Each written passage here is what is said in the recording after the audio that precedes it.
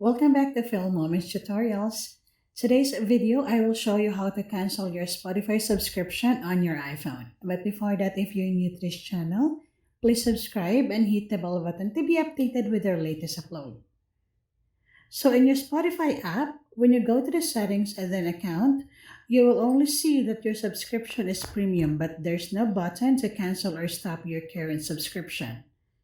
So, to cancel your Spotify subscription, what you need to do is open your Safari browser, type in spotify.com in the URL box, tap on the hamburger icon, the three lines icon on the upper right.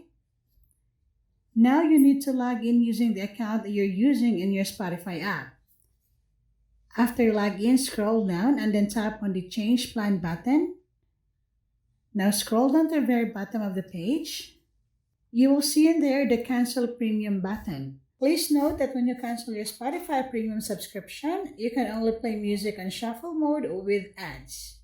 So that's it, guys. I hope you learned something from this video. If you like this video, please like and subscribe.